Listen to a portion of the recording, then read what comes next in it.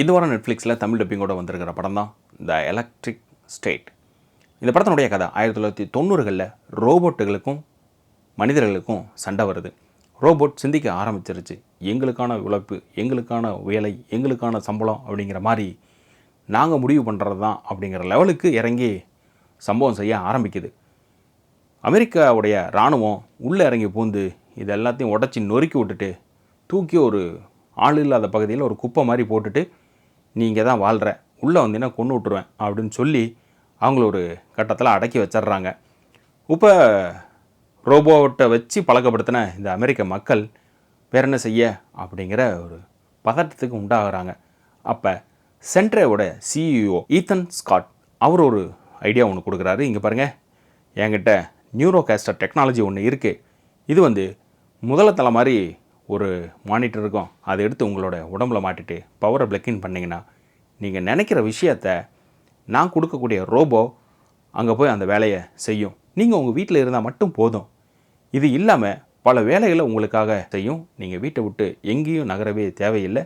Full செக்யூர்டாக இருக்கக்கூடியது. உங்களுக்கு வேண்டாம் அப்படின்னா நீங்கள் ஒரு சுவிட்சை ஆஃப் பண்ணால் போதும். இதுவே அமெரிக்கா ஃபுல்லாக பரவ எல்லாரும் அவங்கவுங்க தலையில் ஒவ்வொன்றா எடுத்து மாட்டிக்கிறாங்க. இந்த இன்வெடிங் ஆப்பில் இன்னொரு கதை ஒன்று நடக்குது. மில்லி பாபி ப்ரவுனுடைய தம்பியும் இவங்களும் ஒரு எக்ஸாமுக்கு போகிறாங்க. அங்கே தம்பி மேக்ஸில் பின்னி பெடல் எடுக்கிறான். கிட்டத்தட்ட அறிஞர்கள் ஆராய்ச்சியாளர்கள் பண்ணக்கூடிய அந்த விஷயத்தை அவன் பண்ண ஒரு ஆக்சிடெண்ட் ஒன்று நடக்கு. தம்பி கோமாவுக்கு போவ டாக்டர் கியூ ஹை குவான் அவர் என்ன சொல்கிறார், உன் தம்பி இறந்துட்டாருமா அப்படின்னு சொல்ல அதையும் நம்பி வீட்டுக்கு வந்துடுறாங்க. ஒரு கட்டத்தில் இந்த அடைச்சி வச்சிட்ருக்கக்கூடிய அந்த ரோபோ இருக்கு இல்லையா, அது ஒன்று இங்கே பாரு, உன் தம்பி இன்னும் உயிரோடு தான் இருக்கான், அவன் சென்ட்ரேல இருக்கான், நான் சொல்கிறேன் நம்பு, வா நம்ம போய் அவனை காப்பாற்றுவோம் அப்படின்னு அக்காகாரியாக கூப்பிடுது. ஊரே ரோபோவுக்கு எதிராக இருக்கிறப்ப அவங்க வீட்டில் இருக்கிற அப்பா மட்டும் சும்மாவாக இருப்பான். அந்த ரோபோவை கன் எடுத்துகிட்டு துரத்த காரில் அக்காவும் ரோபோவும் தப்பிச்சு போகிறாங்க. எப்பயும் போல் அமெரிக்காவில் படத்தில் வரக்கூடிய அதே விஷயந்தான் இங்கேயும் நடக்கு. இப்போ இந்த பொண்ணுக்கு ஹெல்ப் பண்ணுறதுக்கு ஹீரோன்னு ஒருத்தன் வந்தாகணும் இல்லையா, அவன் வரான். அந்த ஹீரோ வேறு யாரும் இல்லை, கிரீஸ் பிராண்ட் தான். அவரு கூட ஒரு ரோபோ ஒன்று இருக்குது. அது ஒவ்வொரு கட்டத்துலையும் வேறு வேறு விதமாக உருமாறக்கூடிய இல்லை அந்த ரோபோக்குள்ளே ரோபோ இருக்கும். அது எண்டில் வரப்போ இன்னும் சுவாரஸ்யமாக இருக்கும்.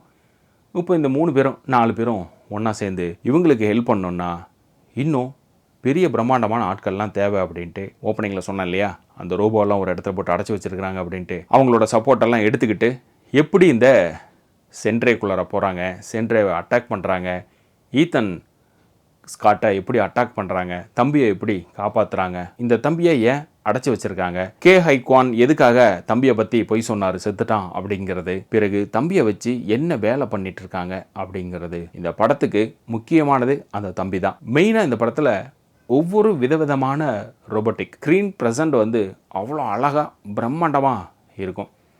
ஸோ இவங்க ஹெல்ப்புக்காக அங்கே போகிறப்ப அங்கே இருக்கக்கூடிய ஒவ்வொரு கேரக்டரும் யூனிக்காக காமெடி பண்ணக்கூடிய கேரக்டரில் எல்லாமே இருக்கும். இவங்க எல்லாருமே சேர்ந்து கை கோர்ந்து இந்த பொண்ணு கூடயும் கிரீஸ் பிராண்டோட சேர்ந்து அந்த சென்டரை அட்டாக் பண்ணுறப்ப பியூட்டிஃபுல்லாக பண்ணியிருப்பாங்க. ஒரு எப்பயும் போல் அமெரிக்க படம் தாங்க, மறுபடியும் போய் என்ன போய் பியூட்டிஃபுல் இதுலையெல்லாம் நம்மளை வாயை பொழந்து பார்க்க வைக்கிறதே இவங்களுக்கு வேலையாக போச்சு.